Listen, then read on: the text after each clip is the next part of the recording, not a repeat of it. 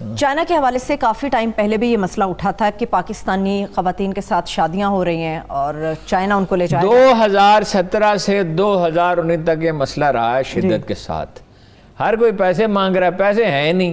पैसे कहाँ हैं भाई? पैसे तो अगर हों तो सबसे ज्यादा कराची में इन्वेस्टमेंट होनी चाहिए, जहाँ जो सबसे ज्यादा फायदा होता है। ठीक है, इस पे बहुत सारे इस्लाम का आखिर पूछना चाहती हूँ, इस्लाम क्या कहता है इस बारे में? क्योंकि चाइना के लोग मुस्लिम नहीं है या मुसलमानों के साथ शादियां कर रहे हैं। कुफ में शादी करो, कुफ काफे वाओ, अपने जैसे लोगों में शादियां करो, जिन लोगों को आप जानते नहीं, उनकी जुबान नहीं, उनका कल्चर इंटायरली डिफरेंट है।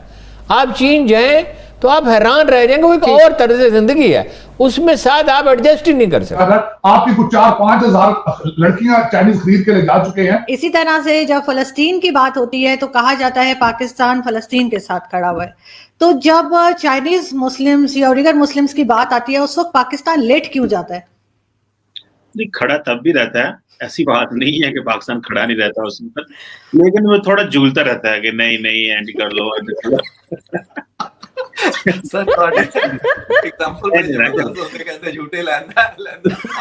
खड़ा रहता है लेकिन झूलता थोड़ा बहुत। देखें इस तरह भारत की बात करते हैं।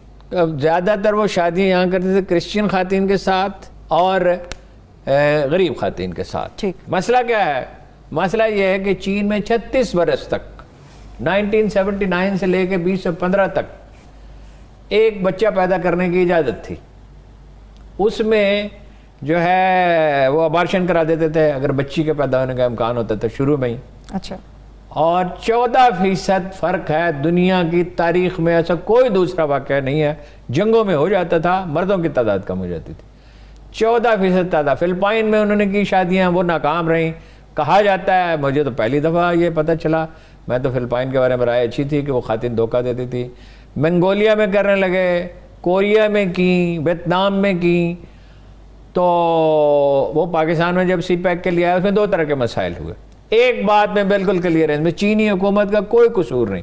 चीनी हुकूमत ने इसको रोकने की कोशिश की और इसमें बड़ी हद तक कामयाब रहे वो। 2 मसाइल थे। एक मसाइल ये थे, ये इंडिविजुअल्स के फैसले होते हैं, करेक्टर भी इंडिविजुअल का होता है, किसी कौम का नहीं होता। ऐसी शादियां भी हैं जो नहायत कामयाबी से चल रही हैं। एक खातून ने रिट की लाहौर हाई कोर्ट में कि मेरे मियाँ को क्यों नहीं दे रहे चीनी शहरियत, उसको पाकिस्तानी शहरियत, उसको शनाख्त कार्ड क्यों नहीं दे रहे।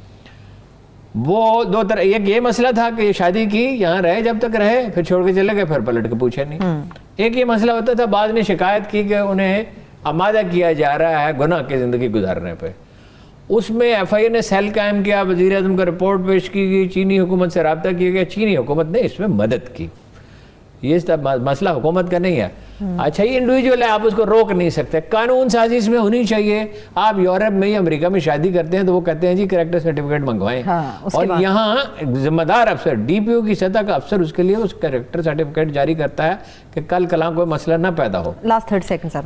तो कानून साजी करें उस पर और इसके पे विजिलेंट रहें और लोग खुद मोहतात रहें ना। ये इंडिविजुअल का मसला है तो इसमें मोहतात रहना। हारून साहब चलिए। ये तो बिल्कुल मैं जाना नहीं थी चाहती, पर मेरे घर वालों ने बोला कि अभी शादी हो गई है तो जाना पड़ेगा। लोग क्या बोलेंगे कि शादी हो गई और लड़की जा नहीं रही, तो इस वजह से मुझे जाना पड़ा।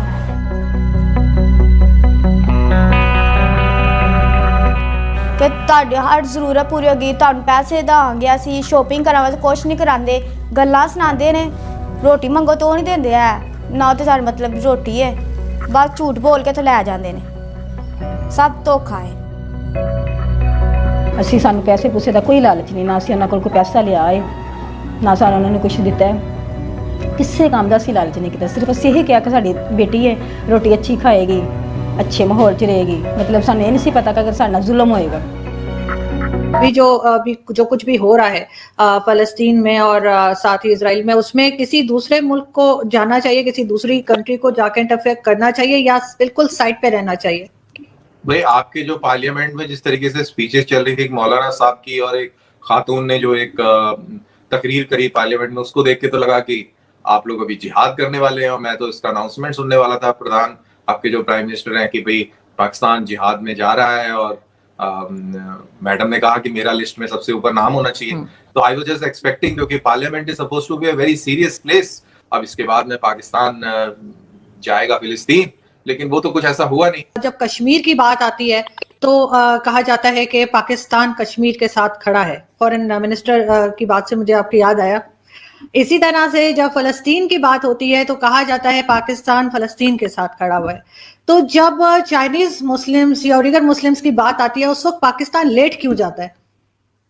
नहीं, खड़ा तब भी रहता है, ऐसी बात नहीं है कि पाकिस्तान खड़ा नहीं रहता उसमें, लेकिन वो थोड़ा झूलता रहता है कि नहीं नहीं एंड कर लो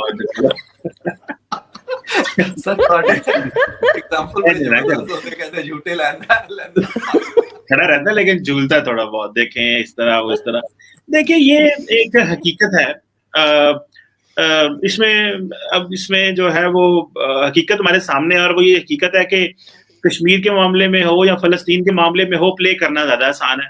हकीकत बात है ना, चाइना के मामले में प्ले करना मुश्किल है, वहां पे बात करेंगे आगे से रिस्पॉन्स आ जाएगा, भैया ये क्या कर रहे हैं आप, देखें ना ये, और फिर हमें देखें, हमने 6 किस्म की मदद लेनी होती है चीन से, यूएन सिक्योरिटी काउंसिल में बायलैटरल प्रोजेक्ट्स चल रहे हैं, इकोनॉमी है, पता नहीं क्या क्या है उनके साथ।